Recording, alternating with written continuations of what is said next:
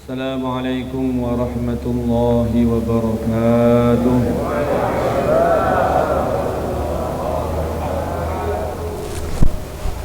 Isya jam berapa? Isya jam berapa? 7.30. Innal hamdalillah nasta'inuhu wa nastaghfiruhu wa nu'minu bihi wa natawakkalu alayhi wa na'udzu bihi min shururi anfusina wa min sayyiati a'malina man yahdihillahu fala mudilla lahu wa man yudlilhu fala hadiya lahu.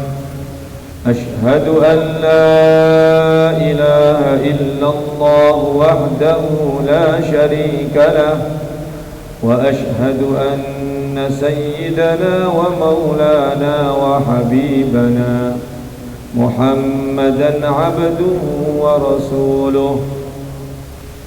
اللهم صل وسلم وبارك على سيدنا محمد وعلى آل سيدنا محمد كما صليت وسلمت وباركت على سيدنا إبراهيم وعلى آل سيدنا إبراهيم في العالمين إنك حميد مجيد.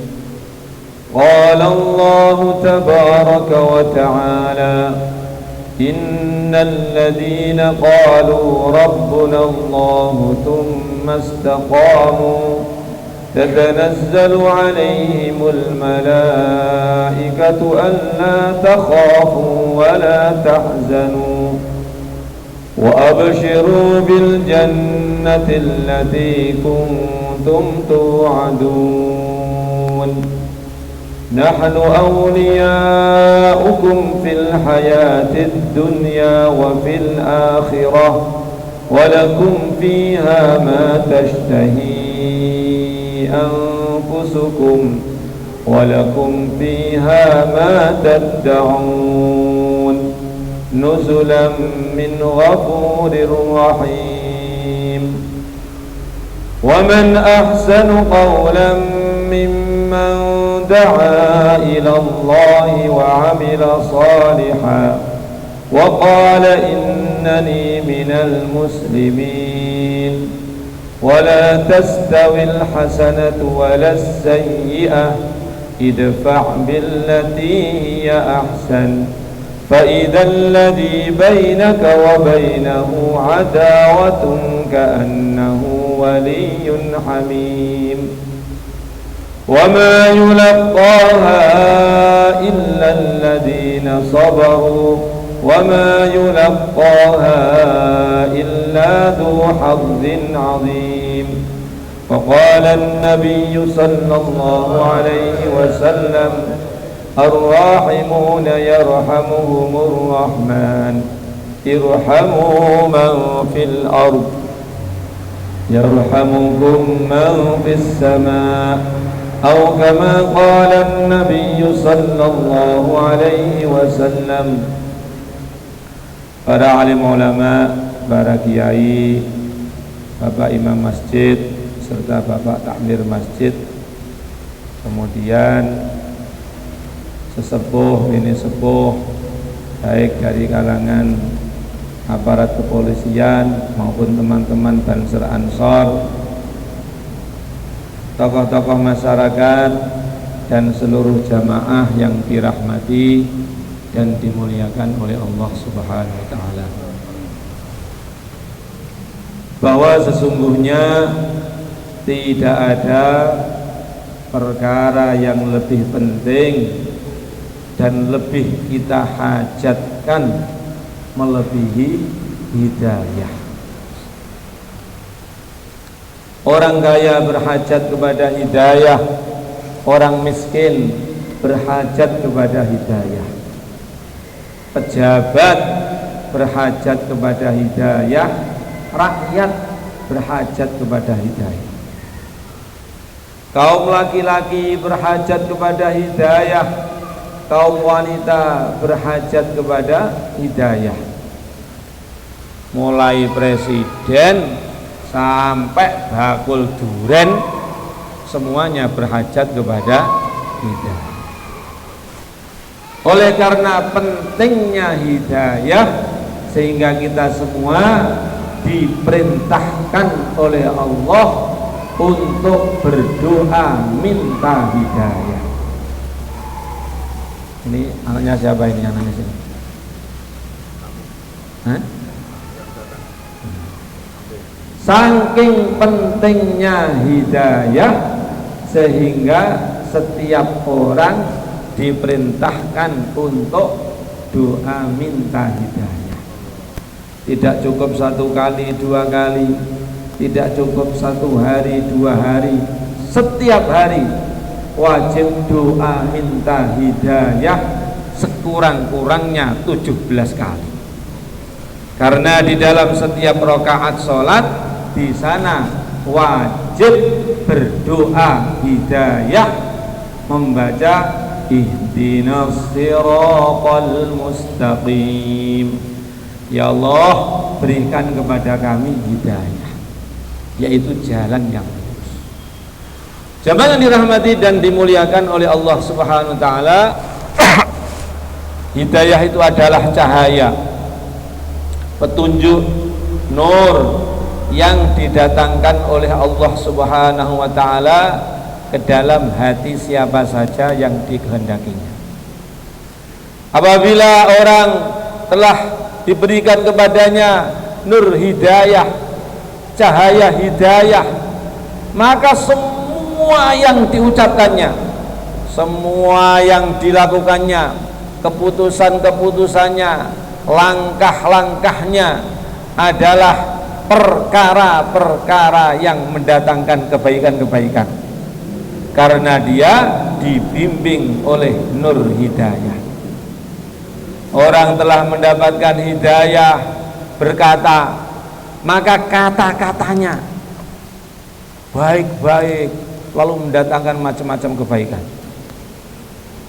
Membuat keputusannya keputusan yang tepat, yang kemudian datangkan macam-macam kebaikan. Melangkah, maka langkah-langkahnya langkah yang tepat, langkah menuju kepada kebaikan-kebaikan, karena dia dibimbing oleh nur hidayah. Itulah yang dulu kemudian diceritakan oleh Allah Subhanahu wa taala, diabadikan di dalam Al-Qur'an mengenai kisahnya Nabi Musa alaihi salatu wassalam.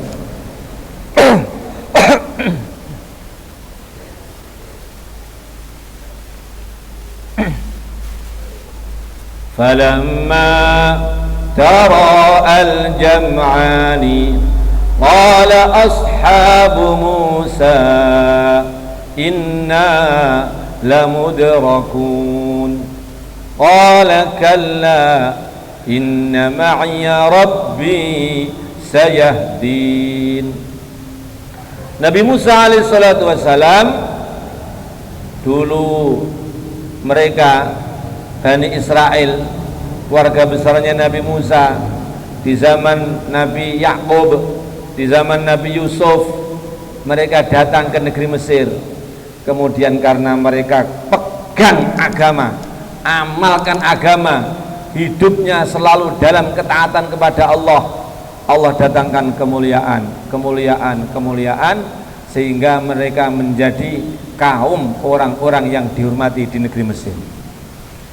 Ketika generasi berganti generasi, amalan agama merosot, bersamaan itu akhirnya mereka pun dihinakan oleh Allah.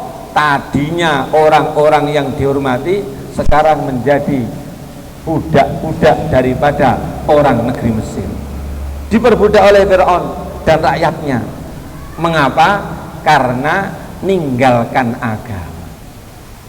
Ya muliakan Allah Subhanahu wa taala, maka di zaman Nabi Musa alaihissalatu wassalam Allah perintahkan wahai Musa, bawa kaummu pergi meninggalkan negeri Mesir.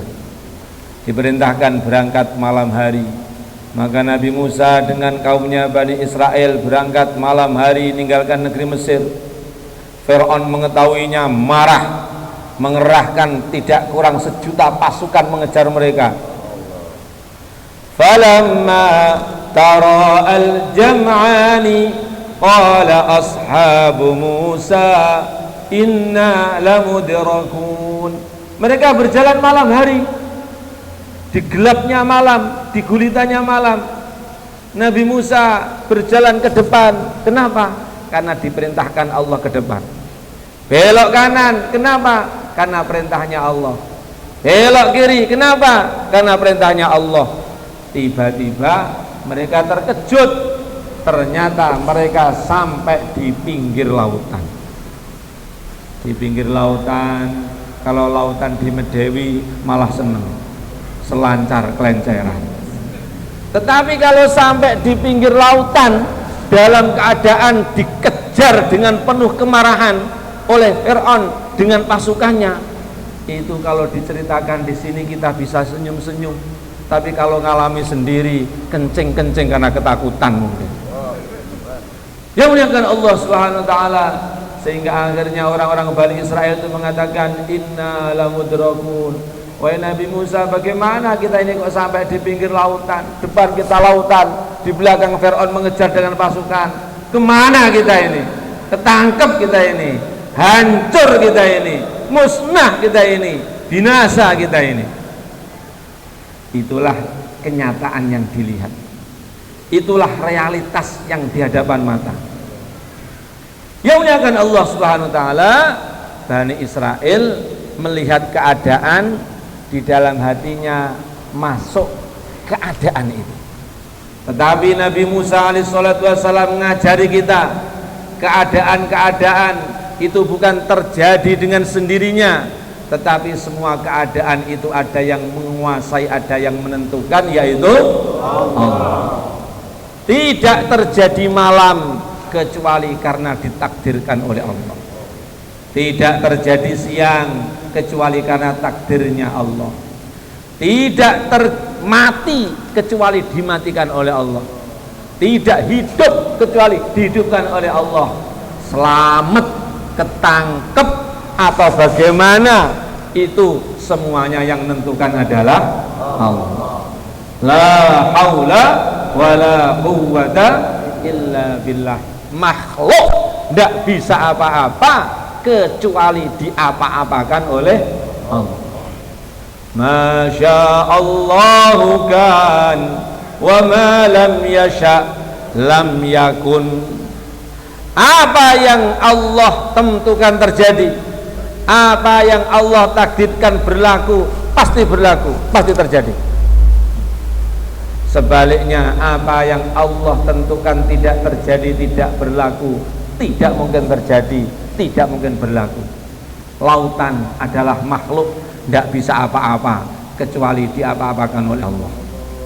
Fir'aun dan 1 juta pasukannya adalah makhluk, tidak bisa apa-apa kecuali diapa-apakan oleh Allah. Kalla inna ma'ya rabbi sayahdin. Maka Nabi Musa itu memberikan pelajaran kepada Bani Israel dan kepada semua kita, semua manusia. Tidak, kita tidak mungkin binasa, kita tidak mungkin tertangkap, kita tidak mungkin mampus, tidak mungkin. Mengapa? Karena saya ini berjalan hanya mengikut hidayah, petunjuk dari Allah. Saya ke depan karena diperintahkan, saya ke kanan karena diperintahkan, saya ke kiri karena diperintahkan oleh Allah. Sampai di sini ini juga hanya karena ngikut perintahnya Allah. Maka jamaah yang dirahmati dan dimuliakan oleh Allah Subhanahu wa taala, inilah pelajaran bahwa kita itu kalau dalam ketaatan kepada Allah tidak mungkin celaka, tidak mungkin binasa. Tidak ada ceritanya orang betul-betul taat kepada Allah kecuali di dunia ditolong oleh Allah, di akhirat dimuliakan oleh Allah. Kalla inna ma'ya rabbi sayahdin. Tidak. Lawang taat kepada Allah kok hancur itu bagaimana? Lawang taat kepada Allah kok tidak ditolong oleh Allah itu bagaimana? Tidak mungkin. Pasti datang pertolongan Allah. Bentuknya bagaimana? Rahasianya Allah. Kapan datangnya? Rahasianya Allah. Jamaah yang dirahmati dan dimuliakan oleh Allah Subhanahu wa taala, di dalam sebuah hadis qudsi diriwayatkan bahwa apabila ada seorang hamba selalu taat kepada Allah, tidak pernah maksiat kepada Allah, maka akhirnya dia itu dicintai oleh Allah. Dan apabila dia dicintai oleh Allah, Allah panggil malaikat Jibril. Allah sampaikan, beri pengumuman, hambaku fulan bin fulan selalu taat kepada aku, maka aku mencintainya. Wahai Jibril, kamu wajib mencintainya pula. Akhirnya dia dicintai oleh Allah, dicintai oleh malaikat Jibril. Malaikat Jibril ini pimpinannya seluruh malaikat penduduk langit. Sedangkan yang di alam semesta itu setiap urusan ada malaikat-malaikat yang diperintahkan oleh Allah, ditugasi ngurus. Hujan ada malaikat yang mengurusnya, rizki ada malaikat yang mengurusnya. Kemudian kelahiran, kematian, sampai daun-daun jatuh itu ada malaikat yang diserahi ngurus itu semuanya. Pilkada, nanti siapa yang jadi? Itu sudah ada yang ngurus. Di langit sudah ada tulisannya. Yang muliakan Allah Subhanahu wa taala. Kemudian malaikat Jibril alaihi salatu wassalam mengumpulkan seluruh malaikat-malaikat penduduk langit, menyampaikan, sesungguhnya fulan bin fulan hambanya Allah, selalu taat kepada Allah, kemudian dicintai oleh Allah, dan aku mencintainya, dan kamu semuanya wahai malaikat wajib mencintainya pula. Akhirnya dicintai oleh Allah, dicintai oleh malaikat Jibril, dicintai oleh seluruh penduduk langit, kemudian akhirnya dicintai menjadi orang yang makbul di langit dan kemudian makbul di bumi. Yang muliakan Allah Subhanahu wa taala, inilah hasil daripada taat kepada Allah, mengamalkan agamanya Allah, mengikuti suri tauladan, petunjuk sunnah-sunnah yang mulia baginda Rasulullah sallallahu alaihi wasallam. Maka kemudian tiba-tiba ada seorang penunggang kuda datang bertanya kepada Nabi Musa, wahai Nabi Musa, sebenarnya kita ini diperintahkan menuju ke arah mana? Nabi Musa mengatakan sana, sambil menunjuk ke arah lautan.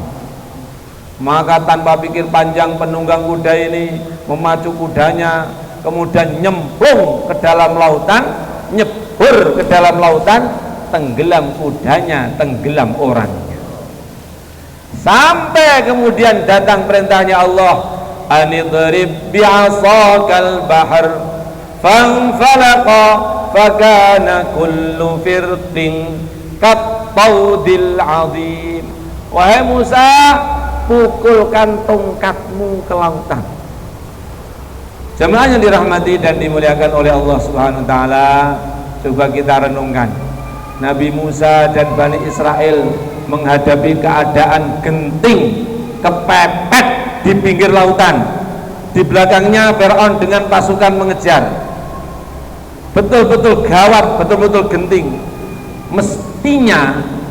Mestinya kalau datang perintah Allah, itu yang cocok adalah lawan Fir'aun, bertempur sampai titik darah penghabisan. Kalau kamu berani lawan mereka. Lah kalau kamu tidak berani, kabur, selamatkan diri, itu mestinya. Tetapi ngelawan tidak diperintahkan, kabur juga tidak diperintahkan. Perintahnya apa? Pukulkan tongkat ke lautan. Perintah yang betul-betul tidak masuk akal, tidak ada hubungannya dengan keadaan yang dihadapi. Boleh Pak yang anaknya nangis, Masya Allah kasihan yang nangis, nggih. Nah, yang nangis dibawa keluar aja, kasihan anaknya nanti. Nggih. Tidak nyambung, tidak masuk akal, tidak masuk akal. Apa hubungannya? Apa hubungannya melakukan tongkat ke lautan? Apa hubungannya dengan keadaan gawat yang dihadapi ini? Ya Allah Subhanahu Wa Taala, itulah kata para ulama. Sifatnya perintahnya Allah. Kalau datang perintahnya Allah itu jangan dipikir-pikirkan, jangan diakal-akalkan, jangan dilogika-logikakan. Karena perintahnya Allah itu bukan untuk dipikir-pikir, tetapi untuk ditaati dan dilaksanakan. Insyaallah ya kan? Kenapa diperintahkan salat subuh? Oh coba pikir, udah lo ae. Kenapa diperintahkan salat zuhur? Kenapa harus ke masjid? Kenapa diperintahkan mengamalkan adab-adab sunnah? Kenapa ada perintah untuk ngaji? Kenapa ada perintah untuk dakwah keluar 4 bulan, 40 hari? Jangan kamu pikir. Perintah itu bukan untuk dipikir, tetapi untuk ditaati, dilaksanakan. Siapa yang benar? Lawang ditaskil 4 bulan, 40 hari kok mikir? Yang mikir itu sudah Maulana Ilyas, yang mikir itu sudah para sahabat, yang mikir itu sudah Rasulullah. Orang Bali tidak usah perlu mikir-mikir, tinggal berangkat saja. Coba muliakan. Ya muliakan Allah Subhanahu Wa Taala. Nabi Musa melaksanakan perintah, pukulkan tongkat ke lautan, terbelah 12 jalan. Itu orang dan penunggang kuda di dasar laut, hidup orangnya, hidup kudanya. Kering orangnya, kering kudanya. Ya muliakan Allah Subhanahu Wa Taala. Inilah akhirnya Bani Israel selamat nyebrang lautan, Fir'aun dan pasukannya ditenggelam ke dalam lautan. Inilah antara lain hasil orang itu hidup mengikut hidayah dari Allah, ditolong oleh Allah. Lalu bagaimana dengan di akhirat?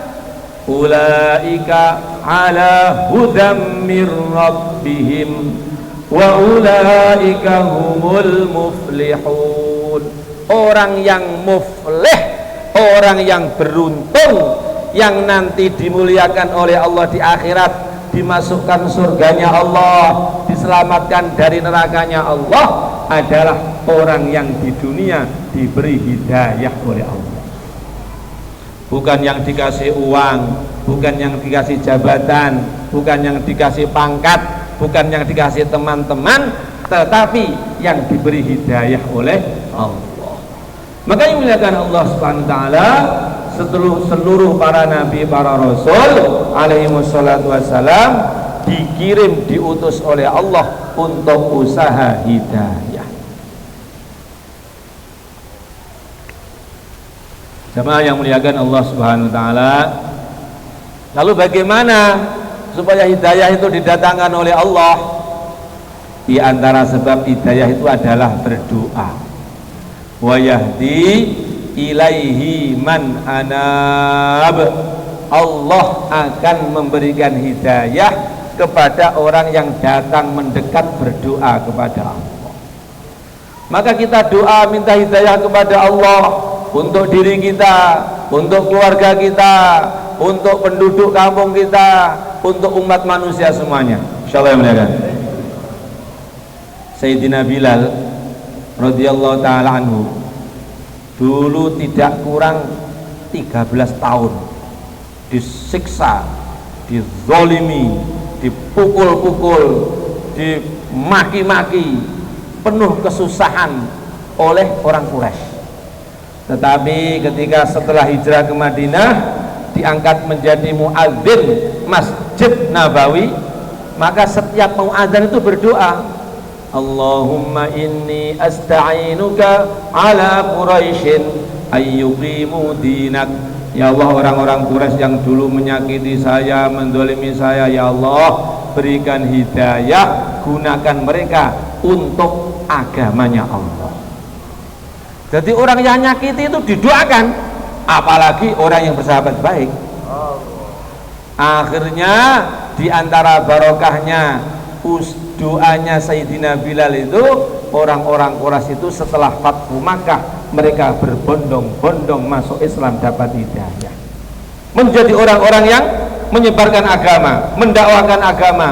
Sayyidina Abu Bakar dari Quraisy, Sayyidina Umar dari Quraisy, wafat diganti Sayyidina Utsman dari Quraisy, wafat diteruskan Sayyidina Ali dari Quraisy, wafat diteruskan khalifah-khalifah Bani Umayyah suku Quraisy ratusan tahun, ganti diteruskan khalifah-khalifah Bani Abbasiyah ratusan tahun dari Quraisy. Begitu banyak orang-orang Quraisy yang kemudian digerakkan oleh Allah menjadi orang-orang yang bergerak untuk agama, menyebarkan agama, merjuangkan agama, menjadi sebab hidayah, menjadi penyebar hidayah. Maka yang dimuliakan Allah SWT, kita senantiasa doa minta hidayah, insyaallah yang dimuliakan. Apabila kita doa hidayah, ihdinas siratal mustaqim, ya Allah berikan hidayah kepada kami, ini menurut niatnya, ya Allah berikan hidayah kepada kami, yaitu saya dan keluarga saya. Maka nanti hasil doanya, keberkahan doanya, kesan doa hidayahnya itu sejauh yang dia niatkan, Allah akan datangkan hidayah untuk dia dan keluarganya. Sedangkan kalau dia luaskan niatnya, ya Allah berikan hidayah kepada kami ya Allah, yaitu untuk saya, keluarga saya dan penduduk kampung saya, maka nanti doanya, pahalanya, kesannya, hasilnya menurut yang dia niatkan. Sedangkan kalau dia doa hidayah dengan niat, ya Allah berikan hidayah kepada kami, yaitu saya, keluarga saya, penduduk kampung saya, umat manusia seluruh dunia sampai hari kiamat. Maka kalau dia melakukan ini, dimanapun orang dapat hidayah, dia dapat kiriman pahala. Di Afrika ada orang dapat hidayah, dapat setoran pahala. Di Amerika, di Cina, di Rusia ada orang dapat hidayah, dapat setoran pahala. Maka bagaimana kita doa dan usaha hidayah dengan niat seluruh dunia, seluruh alam, insyaallah yang muliakan. Jemaah yang dirahmati dan dimuliakan oleh Allah Subhanahu wa taala, dan di antara sebab hidayah itu adalah taklim. Karena dengan taklim kita akan mengetahui mana-mana perkara yang penting, mana-mana perkara yang penting yang mesti kita utamakan. Tidak ada perkara yang lebih penting bagi kita dan bagi semuanya melebihi perkara agama. Karena hanya dengan agama inilah Allah janjikan keselamatan, kemuliaan, kesuksesan baik dunia yang sementara maupun akhirat yang selamanya. Maka yang muliakan, bagaimana di masjid-masjid hidupkan majelis taklim, di rumah-rumah hidupkan majelis taklim, di kantor-kantor, di toko-toko hidupkan majelis taklim.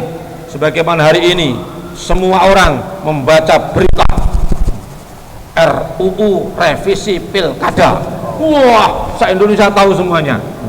Maka demikian pula kita baca fadilahnya sholat, fadilahnya zikir, fadilahnya Quran di setiap tempat, di masjid, di kantor, di pasar, di rumah, sehingga semua orang bicara pentingnya sholat, pentingnya zikir, pentingnya baca Al-Quran, pentingnya amalan sunnah, pentingnya ibadah, pentingnya memakmurkan masjid, pentingnya dakwah perjuangan agamanya Allah. Insyaallah ya, yang muliakan Allah Subhanahu wa taala. Dan diantara sebab hidayah itu adalah mencintai saudara muslim. Innakum la tadkhulunal jannata hatta tu'minu. Kamu semuanya tidak akan masuk surga kecuali beriman. Walan tu'minu hatta tahabbu. Dan kamu semuanya tidak akan sempurna iman kecuali berkasih sayang.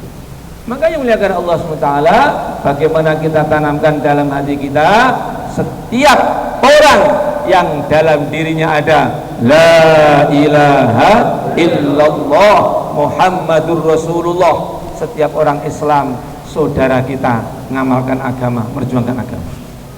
Setiap orang beriman, saudara kita, teman kita, mengamalkan agama, merjuangkan agama, sehingga kita akan tertanam kecintaan kepada setiap orang Islam. Lihat kebaikan-kebaikan orang Islam, jangan lihat keburukan-keburukan orang Islam. Insyaallah muliakan. Jamaah yang dirahmati dan dimuliakan oleh Allah Subhanahu wa taala, ada orang pakai kacamata hitam, pagi-pagi marah terus. Kenapa kok semuanya gelap? Jalan gelap, halaman gelap. Loh, kamu pakai kacamata hitam. Maka baginda Nabi bersabda, "Idza qala halakan nas, halakan nas, halakan nas, fahuwa ahlak." Apabila ada orang mengatakan itu rusak, di sana rusak, itu buruk, itu rusak, itu buruk, itu rusak, maka sesungguhnya dialah yang paling buruk, yang paling rusak. Maka kita ini diperintahkan lihat kebaikan, lihat kebaikan-kebaikan setiap orang. Jadilah kita itu seperti kupu, dilihat hinggap di bunga, menyebarkan kebaikan-kebaikan, seperti lebah, membawa kebaikan, mengeluarkan kebaikan. Jangan seperti lalat. Ini lalat ini banyak yang bersih-bersih, yang dicari yang kotor-kotor. Badan semuanya bersih, wangi, dicari gudegnya, dicari boroknya, lalu memindahkan borok itu kepada yang lain. Maka kita ini jadi madu, datang ke tempat yang baik-baik, kemudian mendatangkan yang baik-baik, mendatangkan yang manis-manis, yang lezat-lezat. Insyaallah ya. Awala adullukum ala syai'in idza fa'altumuhu tahabbtum. Maukah aku tunjukkan kepadamu perkara yang apabila kamu ngerjakan, kamu akan berkasih salam, berkasih sayang? Afshus salama bainakum, yaitu sebar-sebarkan salam. Maka ini kita ini ketemu siapa saja, ucapkan sambil tersenyum, assalamualaikum, waalaikumsalam. Siapa yang niat? Ketemu orang Islam, assalamualaikum, waalaikumsalam.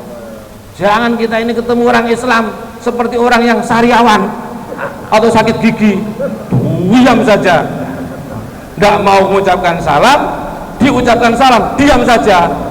Maka yang seperti ini kita doakan, semoga sembuh sariawannya, semoga sembuh sakit giginya. Coba kan, senyum dan ucapkan salam. Itulah yang akan menjadi kunci datangnya kasih sayang. Dan umat ini kalau kasih sayang, maka nanti akan datang macam-macam kebaikan, pertolongan Allah. Yadullah ma'al jamaah. Pertolongan Allah itu apabila umat ini berkasih sayang, satu hati, kasih sayang, mencintai satu yang lain. Oleh karena itulah yang muliakan Allah Subhanahu wa taala, jamaah-jamaah dakwah diberangkatkan, keluar 4 bulan, keluar 40 hari, datang di masjid-masjid, iktikaf, menyebarkan salam, menyebarkan kasih sayang. Ini antara lain untuk membentuk sayang kepada umat, dan juga merupakan sebab hidayah, dan juga merupakan sebab hidayah. Walladzina jahadu fina lanahdiyannahum subulana. Bermujahadah, bersusah payah untuk agamanya Allah, itu merupakan salah satu jalan hidayah. Bahkan Allah perintahkan kepada baginda Nabi, "Qul," katakan wahai Muhammad, "Hadi sabili," inilah jalanku. Ku siapa? Ku Rasulullah. Inilah jalanku, jalannya Rasulullah, ala basiratin, dengan keyakinan. Ad'u ilallah, yaitu jalan berdakwah, ngajak orang taat iman kepada Allah, ala basiratin, dengan keyakinan. Ana wa manittaba'ani, yaitu jalanku dan jalan setiap orang yang mengikuti aku. Maka sempurnanya kita mengikuti Rasulullah apabila kita juga mengikuti dakwahnya beliau, mendakwahkan agama. Maka untuk itu kita latihan mengikuti Rasulullah dalam dakwah, latihan merjuangkan agamanya Allah dengan membentuk jamaah-jamaah keluar di jalan Allah. 1 tahun, 4 bulan, 40 hari, berapa hari saja. Maka dimulai dari yang niat 4 bulan keluar jalan Allah. Mari Pak. Silakan. Silakan berdiri Pak.